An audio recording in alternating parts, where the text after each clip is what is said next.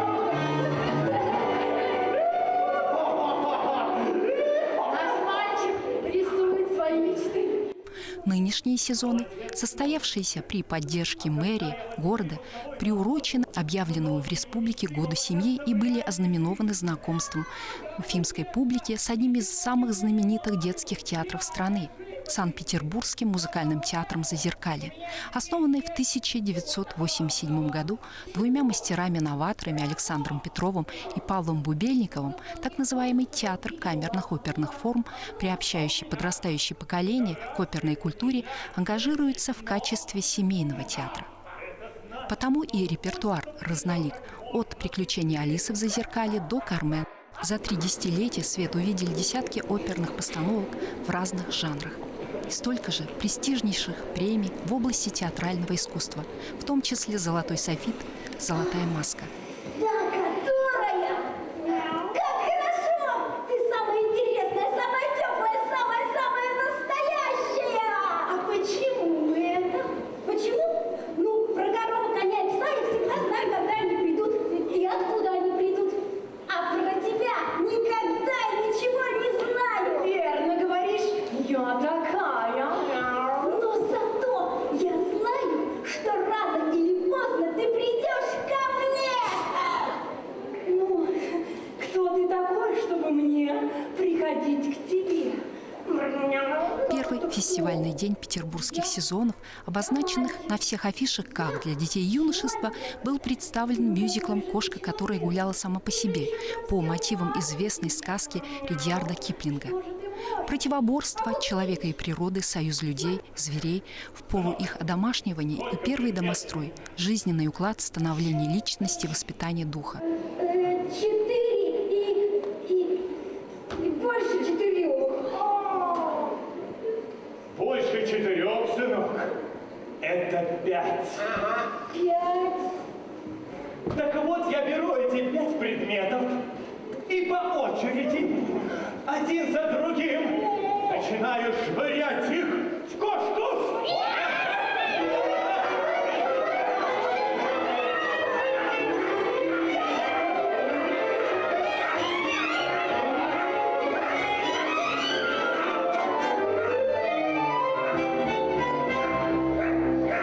И так будут поступать все настоящие мужчины во веки веков. Судя по визгу, ты попал в шакала. Как? Еще и тигр возле самой хижины? Нет, с этим нужно покончить. Мы с тобой! Лягушка справится и без вас. Лягушка вас приветствует. Он же забыл красный цветок.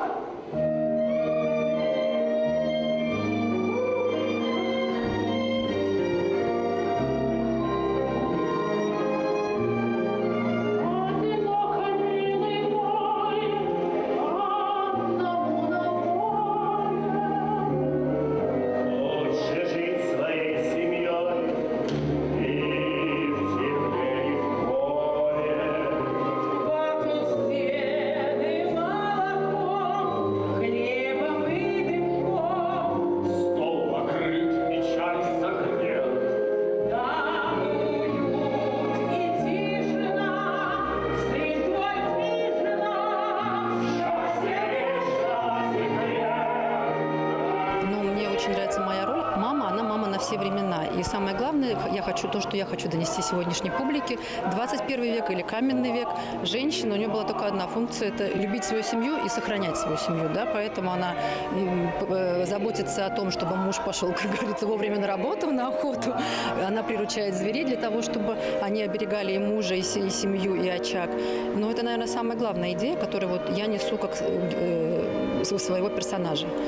Потому что мама, она всегда мама. В любой стране, в любой национальности, в любые времена.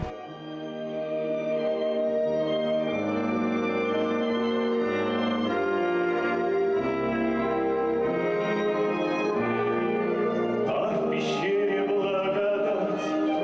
Не беда, что тесно.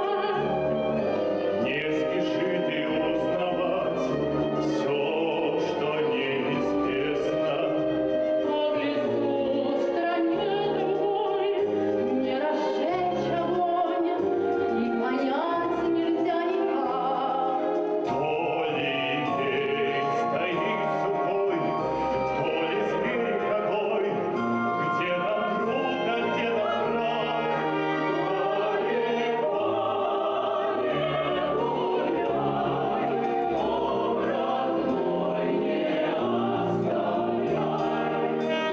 конечно, прекрасный, замечательный. Очень много людей был, полный зал, балконы. И у нас, например, в театре нет балкона. Тоже для меня стало приятной неожиданностью. То есть можно было как бы играть в двух ракурсах. Когда ты находишься на сцене, ты больше реагируешь не на публику, а на энергию, которая идет от нее. Мне казалось в какой-то момент, что, может быть, даже публике не очень интересно, но потом я поняла, что, наверное, мы так как еще и незнакомые люди присматриваемся друг к другу. И потом в конце спектакля по овациям, в принципе, я поняла, что, наверное, для них это тоже было интересно. Нам было очень хорошо и приятно играть на вашей сцене. Евгения, надо зрителям не то что намекнуть, надо дополнить, что это музыкальный спектакль. Он шел не под фонограмму. Артисты играли вживую. Движения было много и требовало все-таки концентрации эмоциональных, физических, ну и душевных сил. Жанр мюзикла, несмотря даже в детском как бы спектакле, это сложнейший жанр, где должен быть синтез, вот как правильно вы сказали, пение, движение, ну и плюс еще актерского мастерства. И это, даже я не побоюсь этого слова сказать, что многим оперным певцам будет не под силу. Второе, в моей жизни сейчас так сложился период, что я больше играю в детских спектаклях, и я нашла себя в этом. Во-первых, я мама тоже, у меня 2 детей, и сейчас уже в роли мамы я себя чувствую немножко на другом уровне, чем когда у меня не было детей. Мне есть что сказать мамам, сидящим в зале, и я понимаю даже, как вот деткам донести какие-то вещи именно как мама. Мне понравилось, потому что он разноцветный, музыка слышна, и экран большой. Ну и актеры мне понравились. А какие актеры больше всего, кого исполняющие? Ну, мне понравилась кошка больше всех. И мальчик тоже, и родители. Особенно мама красивая. Да. Мне понравился этот спектакль, потому что он был эффектный, красочный, разнообразный. Это было очень музыкально. Великий властитель! Я, может быть, поступил непростительно, но да смягчится великий когтитель. Да. Рычатель. Да. И все пожиратель. Да, это я. Ведь я только голых костей подбиратель. Только пылинок со шкуры сдуватель. Хвалитель, хвоститель, лизатель, старатель. Она осмеливается передразнивать повелителя. Ну, просто у нас общие семейные привычки. Не правда ли, дядя Тигр? Что? Не слышу? Я говорю, дядя Тигр, мы с вами одной крови. Вы и я. Я не понимаю этого зверька. Надо сказать, что уфимская публика весьма тепло встретила кошку, которая произвела на юных зрителей и их родителей неизгладимое впечатление. Красивая и запоминающаяся музыка, песни, которые на слуху, диалоги, персонажи умные, поучительные, веселые, все пронизано юмором. И удивительные аналогии с современностью.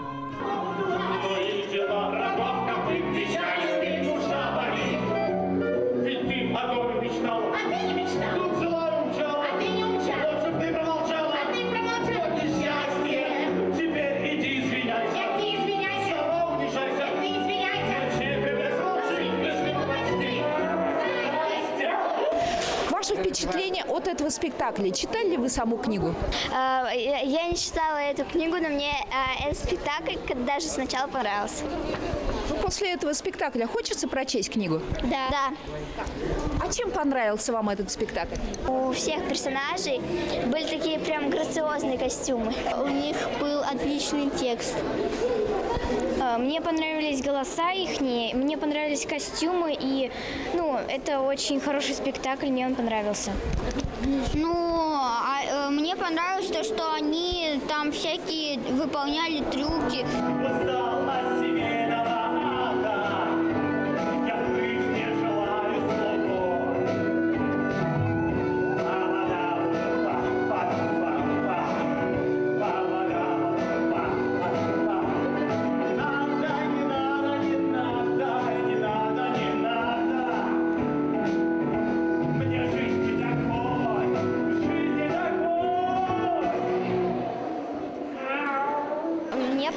понравился этот спектакль, я порекомендовала другим. А родителей ты бы привела? Ну да. Мне бы очень хотелось, чтобы мои родители попали тоже на этот спектакль. Повелитель! Он здесь! Он здесь! Я поймал его!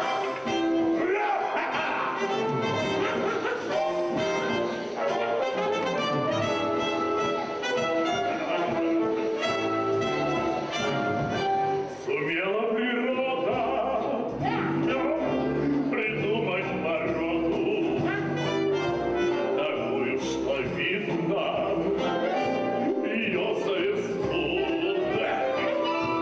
ее повелитель лесного народа и власти почтения и слава хвосту. Хозяин, господин, свирепый властелин, любитель диких игр, у тигра фигура, у тигра натура, у тигра походка, осанка и стать, а главное шкура. Атласная шкура, а знакомству и то не достать. Хозяин, господин, свирепый властелин, любитель диких игр,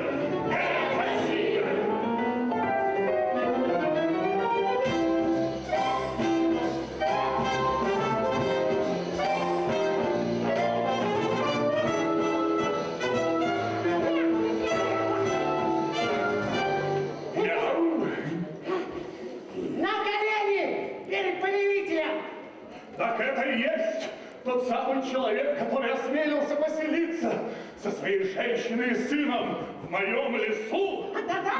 Помимо коня, коровы и собаки, у каждого из которых свое предназначение в человеческой истории, сдающий позиции, но полный самомнений тигр и его лизоблюд – шакал. Оказалось, сей персонаж живуч во все времена. Как говорится, живо предание.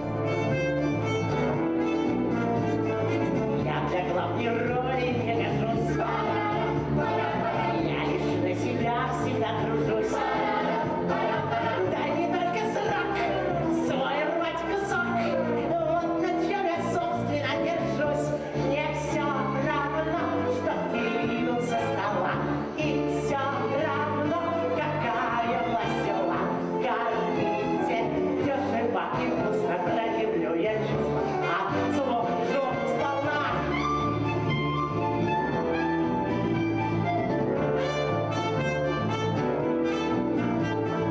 Ежели при ком я состою, в этом вижу выгоду свою. Получу момент, получу презент, вот на чем я, собственно, стою. Мне все равно, что кинут со стола, и все равно, какая весела. Кормите дешево и вкусно, проявлю я чувства. Отслужу сполна.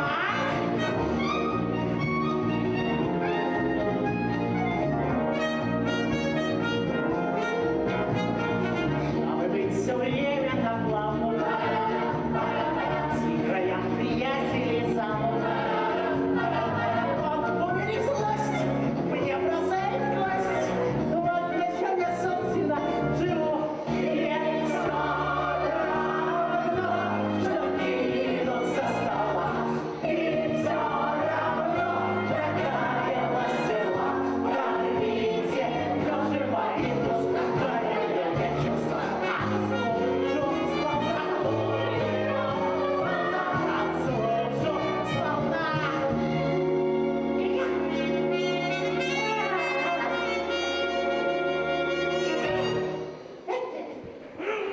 Я бы схватил его, если мне не помешал этот конь. О, да-да, у меня тоже здорово тяпнул этот пес. Лишний раз человек уходит от меня. Это, наверное, забавно просто случайность. Я как только узнала, что приехал именно вот питерский театр, я сразу с удовольствием согласилась пойти, потому что вообще мне очень нравится питерская актерская школа и именно музыкальный театр. Это мой любимый театр. И я сегодня в этом убедилась. Это вообще прекрасно. Это и пластика актерская, и актерская игра, замечательные голоса. Потрясающий подбор актеров и очень хороший материал по Киплингу. Поразительно, как в 21 веке, когда кажется, что все прекрасное и незаурядное создано предшественниками, а нам остается лишь копировать и стилизовать, можно было создать великолепное либретто, талантливую музыку, плюс хореография в данном случае с учетом звериной тематики. Так кошка, дикая, хитрая, умная и мудрая, грациозная и соблазнительная, веселая, обаятельная, стала любимым персонажем юных уфимцев. По какой тропе мы отправимся сегодня, о дикая кошка? Каждый по своей, я думаю. Будь главной среди нас, и мы будем послушны тебе. Ну нет, знаете ли, быть главной среди вас, очень утомительно. И что мне за дело? Да вас. А вот человеку было дело до добра. Правда? Наверное, поэтому вы его и прогнали. Ну, неужели вам так уж нужно кого-нибудь слушать? Ну, не человека, так меня. А вот мне этого не нужно, потому что это я, дикая кошка. Я с вами побуду немножко. И вновь к моей дикой судьбе. Я кошка, я дикая кошка. Гуляю сама по себе. Потому что я дикая. Весь мой нрав в этом слове простом. И я иду независимо, двигая независимым диким хвостом. Мне понравилась кошка, которая гуляет сама по себе, ее голос, как она мурлыкает, и мне понравилась последняя песня. Ее движение, голос и музыка. Сегодня я была в таком невероятном восторге в конце спектакля, когда ко мне подбежала девочка маленькая с шариком в виде сердечка. И это были настолько искренние эмоции, счастья искреннего, удовольствия и такого невероятного ощущения восторга. Вот я думаю, что ради этого мы выходим на сцену, и это очень важно и очень для нас.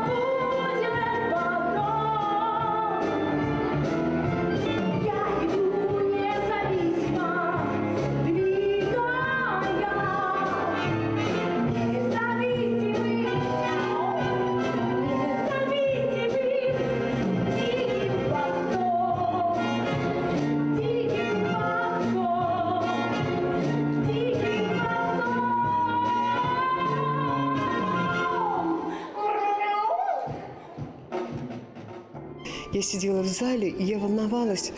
Мне было интересно, как они поют. Я даже что-то записала, все. Но это замечательное пение, потому что, как музыкант могу сказать, что это все очень чисто, все очень изумительные дуэты, там все эти номера.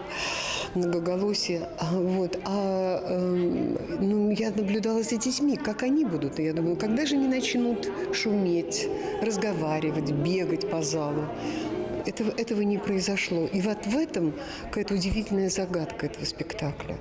И я думаю, что это, наверное, просто как-то удивительно написана музыка.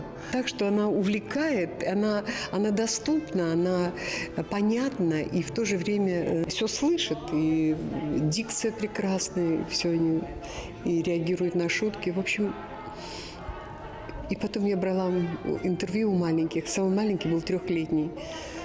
Все дети все поняли. Нам нужно воспитывать наших детей и, может быть, нашей публике предлагать вот именно такое вот высококлассное искусство высокого уровня.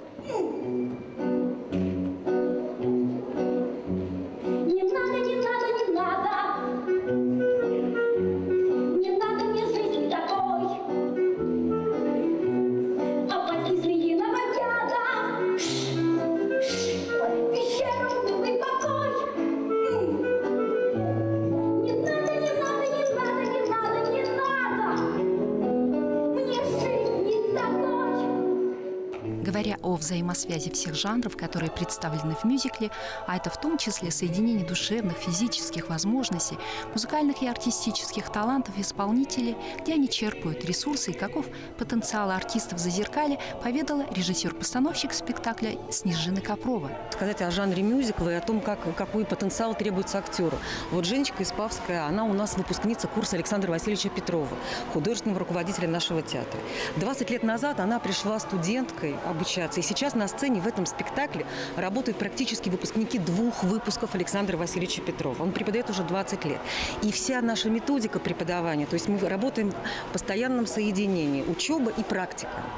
Что-то обучаемся, в институте находим какие-то новые ресурсы, ракурсы, какие-то возможности, и тут же можем иметь возможность проверить это на сцене. Потрясающим таким материалом для нас стал мюзикл Владимира Баскина «Кошка, которая гуляла сама по себе». Здесь есть все. Во-первых, это замечательная пьеса Нонны Слепаковой, известный соавтор Зиновия Карагодского. Она писала эту пьесу по его просьбе. И то, что вот эти мудрые мысли, которые в этом пронизаны, спустя какое-то время находишь отклик и понимаешь, это отголоски Библии, отголоски древних каких-то сказаний. Все накапливается, и во веки веков все существует во имя любви и во имя радости. Ну а для нас большая радость то, что наши ученики продолжают наше дело, работают великолепно, филигранно исполняя, хореографически, вокально, пластически, эмоционально насыщая эту пьесу, и каждый раз проживая ее так, как будто происходит это здесь и сейчас. И это не фонограмма. Да, самое важное. Это все поется вживую. Да, и все вот эти поддержки, акробатические перевороты, вот то, ради чем ценен мюзикл, и то, когда главная ценность мюзикла, несмотря на то, что сейчас большое стремление в сторону технической оснащенности, главная ценность мюзикла – это исполнитель. Вот такие замечательные артисты, которые сегодня здесь для вас работают. Демонстрируйте повод. Настоящий. Раз.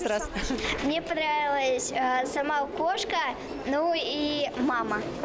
Красиво пела. Кто еще красиво пел? Мне вот понравилось, как красиво пел вот это ребенок. Он тем более больше всех выполнял акробатические движения и все, в общем. Еще пел красиво вот этот мужчина и женщина. Там, по-моему, все подготовились, чтобы петь. Никто не молчал. Тигр мне понравился, потому что у него чувство юмора, и он командует шакалом.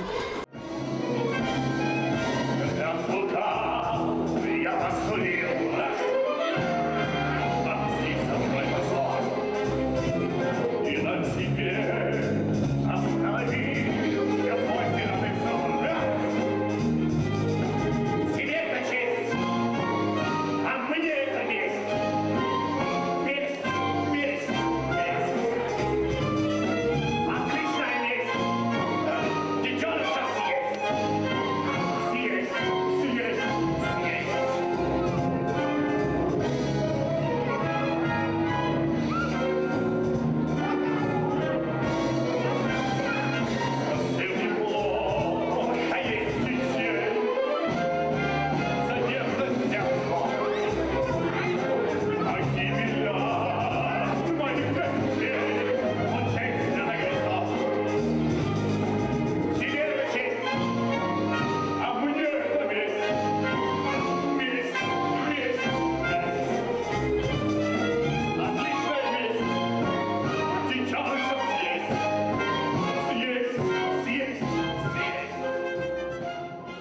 очень красочный, очень музыкальный.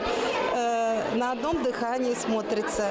Мне очень понравился этот спектакль, он тоже очень красочный, музыка, голоса хорошие. Я очень рекомендую посмотреть кому-нибудь тоже этот спектакль.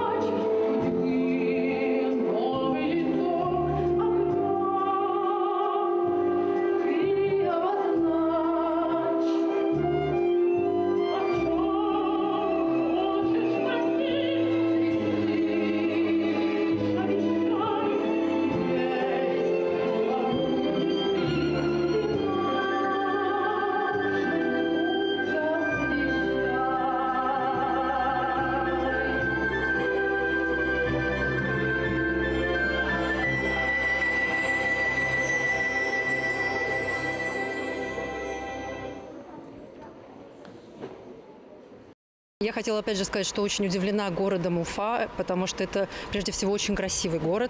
Мы не особо посмотрели, но даже то, что вот мы живем в центре, здесь прошлись, для меня это было неожиданностью, что так все красиво, чисто, такие приятные люди вокруг. Нас очень приняли неожиданно тепло. Что мы будем делать с тигром? Что? Стрельнуть в него! Коснуть его! Поднуть его! Щипнуть его! Что? Я думаю, легнуть его. За что? Слушайте-ка, раскрасить я советую полоску под меня, зверюгу одноцветную, раскрасить массажи, мальчик, процесс воспитания начать, пусть будет как хочет кошка, спасительница моя. Знать не жалко, чтобы все уважал, безразличие чинов и воздейка. Твой пойдет глаз, разделит сейчас черной сажей на 10 частей. Хватит лицемать, хватит флаговать, учиться своею родней. Если тут разглянуть, если действие забудь, вся наша крови одной. Полоса длинная, украсть достойная, ради полосу тебе.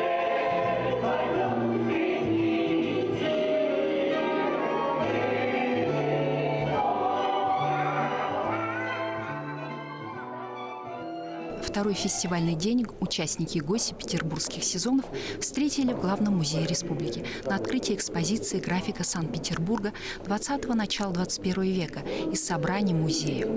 Это часть выставочного проекта «Дары» с произведениями выдающихся графиков Санкт-Петербурга. Рисунки, литографии, афорты, акварели. И знаменитая питерская школа, и тот же Бруни, тот же Звонцов, Волосенков, Новиков, Патриарх – это, конечно, вот те основоположники, на примерах которых мы учились, и своих студентов тоже стараемся. Поэтому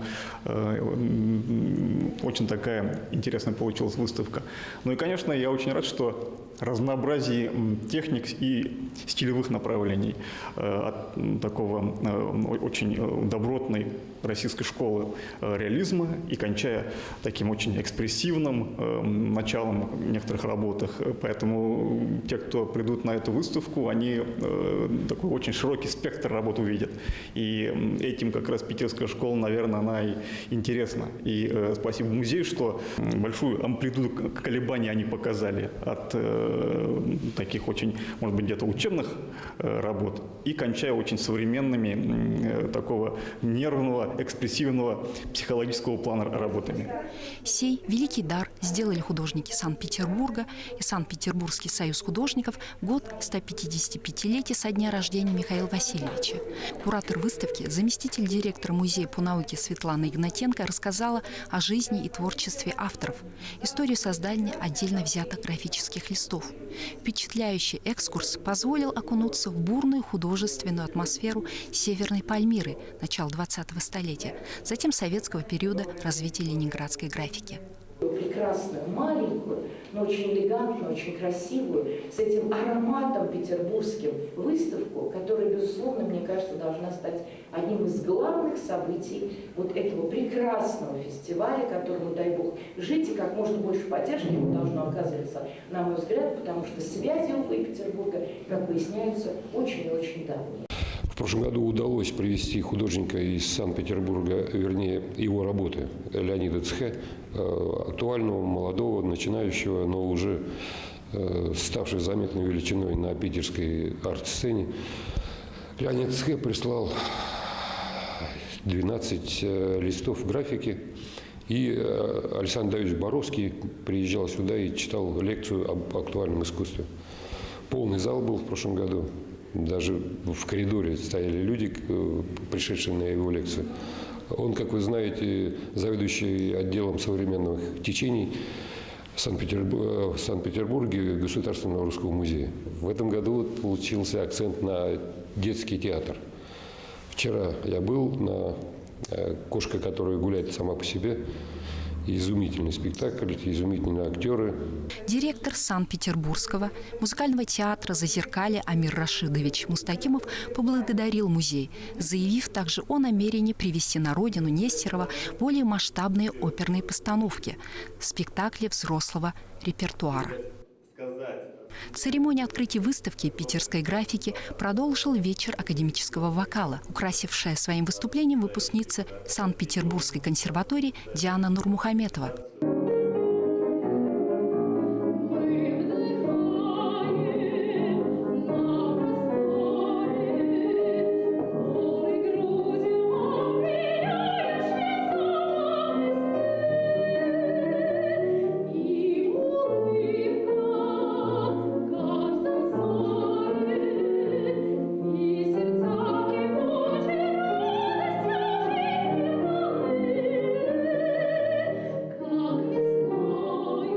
Сказать, что большие фестивали, ну даже небольшие фестивали, невозможно сделать в одиночку.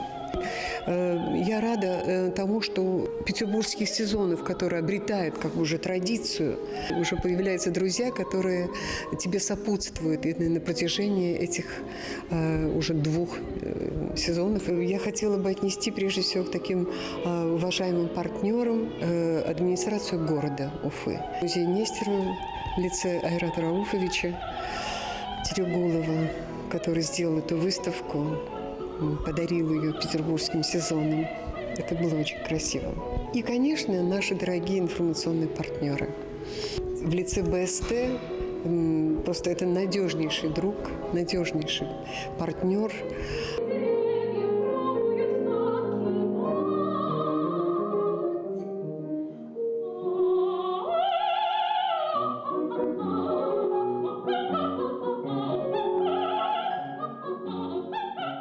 Но впору вернуться в Зазеркалье. Здрасте, о каштанке. Эпиграф. Кто врет?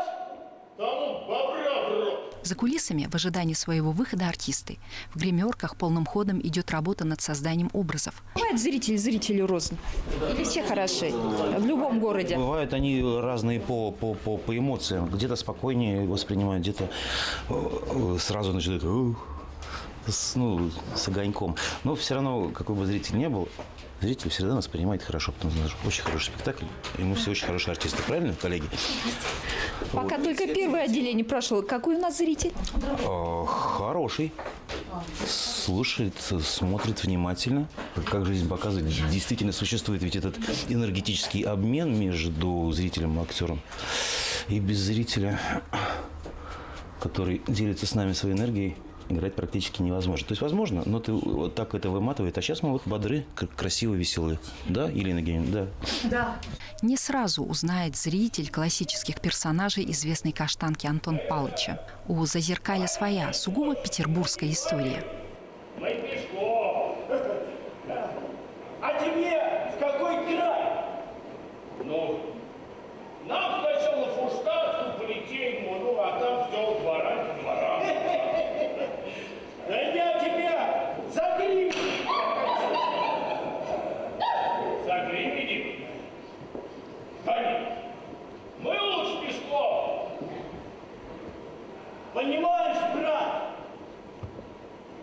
У меня на этой неделе того сын помер. Царствие небесное. Все помрем.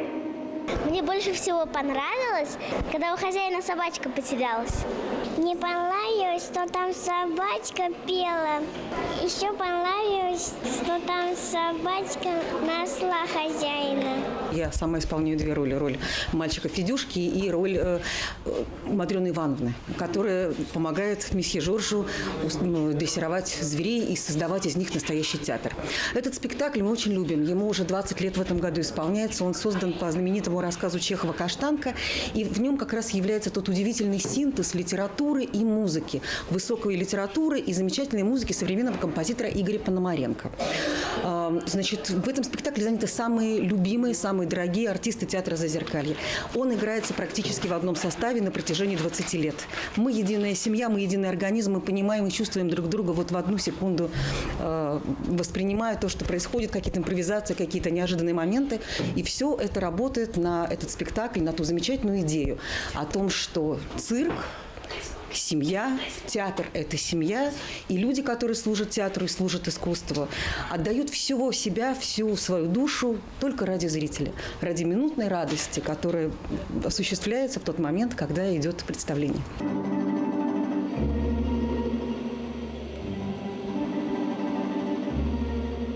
Я знала о том, что есть такой известный театр, я бывала там. Что его отличает? Его отличает некий аристократизм, я бы сказала. В чем он проявляется? Когда я говорила со своей подругой, это известный музыковед в Петербурге, я сказала, что я хотела бы пригласить. Но она мне сказала, как? Это же надо с оркестром. То есть у них есть свой оркестр. У них есть такие спектакли, которые они не доверяют даже другим оркестрам.